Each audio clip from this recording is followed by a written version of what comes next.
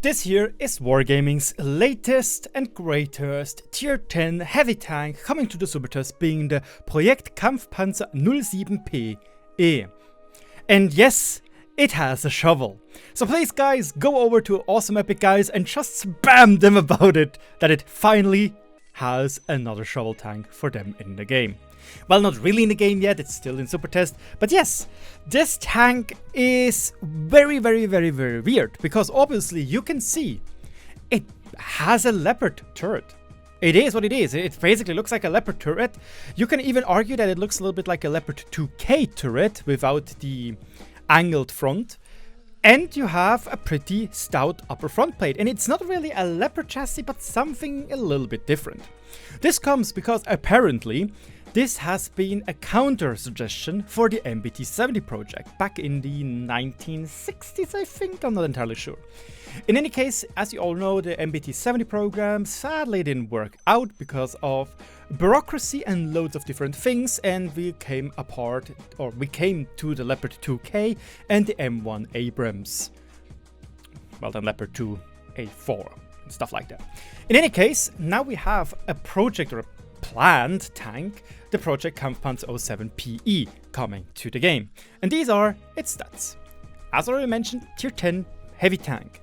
It has a 120mm gun, quite weird crew layout, we will get to that in just a bit.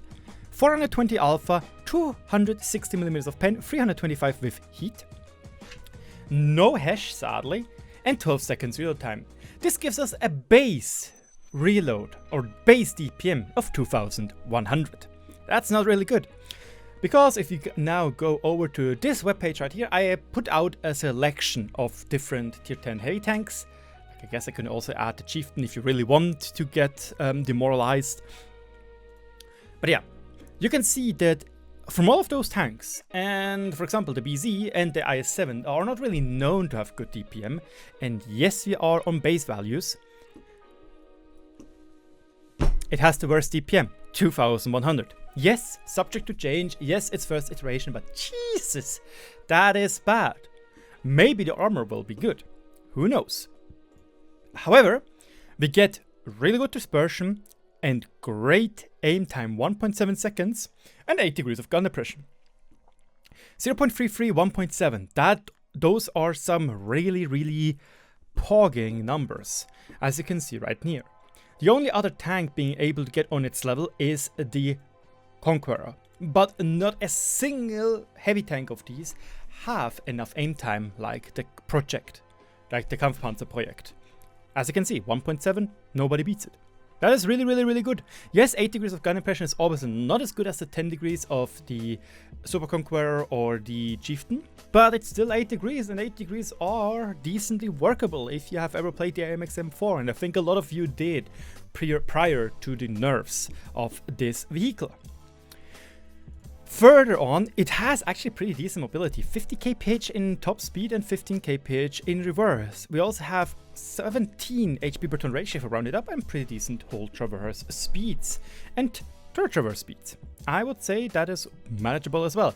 Yes, it is obviously not as quick as the IS-7, but then again, the IS-7's top speed is kinda, you know, it's a little bit lackluster because of its horrendous soft stats.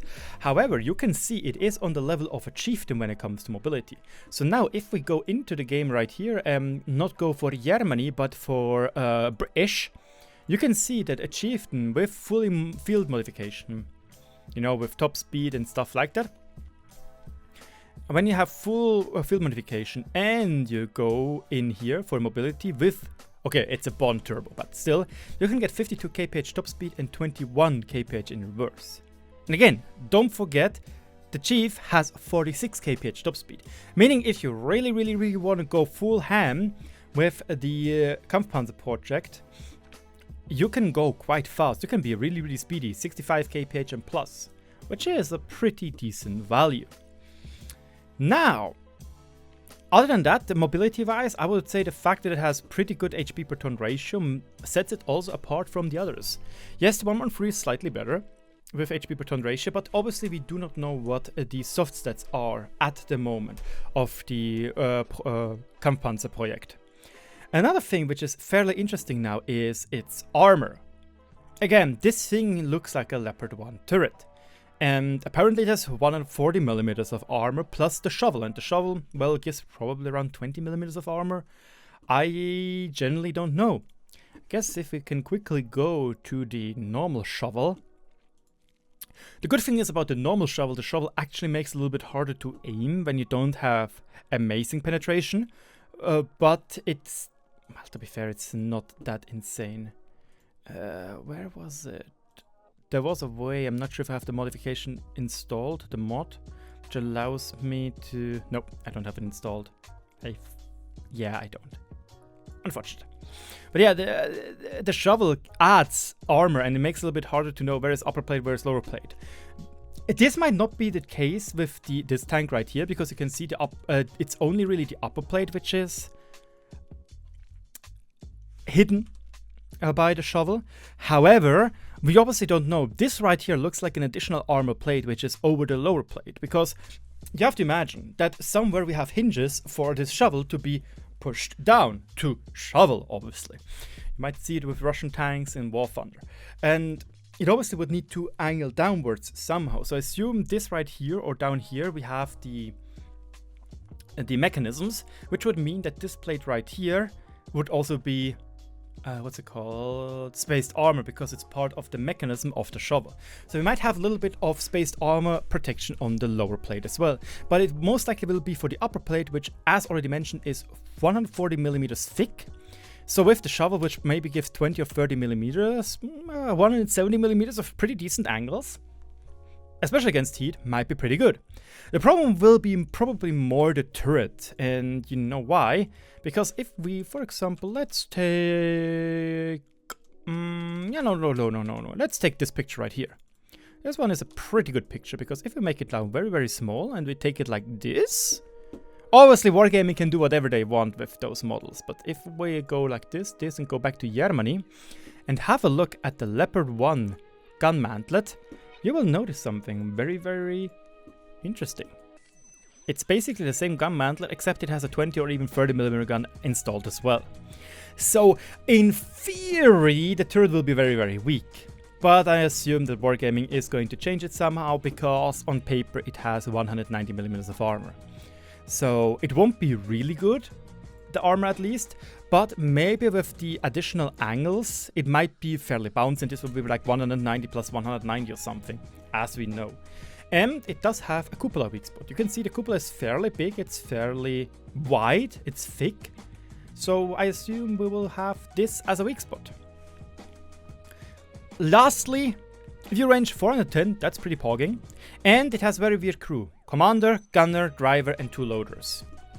The problem is, if we go now on the heavy line right here, the mouse needs radio operator, otherwise it would work. The E100 needs a radio operator, otherwise it would work. The KPZ needs a radio operator and only has 1 gunner.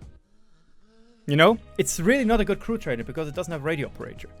So what is it going to be? Like a reward vehicle for Clan Wars? Maybe a second campaign? Or maybe something for the Chinese server where I'm like, oh my god, not again. Because I actually do think it would be cool to see some German projects on tier 10 again. Like, because technically, let's be honest. Okay, this one is some random Russian stuff. This is, This is in real life tank. This is a real life tank. This is a real life hull with the turret concept. This is whatever. This is whatever. This is, this is, But in general, those are all tanks which are really World War II-ish, you know? So I have to say, I really dig this tank. I really do. I really do dig the looks. However, I'm a little bit confused about the DPM. But then again, I'd rather have a tank with good gun handling and bad DPM than having bad DPM and bad gun handling, you know? And having less DPM is always nice, as it tries to slow out the game a little bit. But let me know in the comment section below what you think about the Projekt Kampfpanzer 07PE. And thanks for watching. Cheers!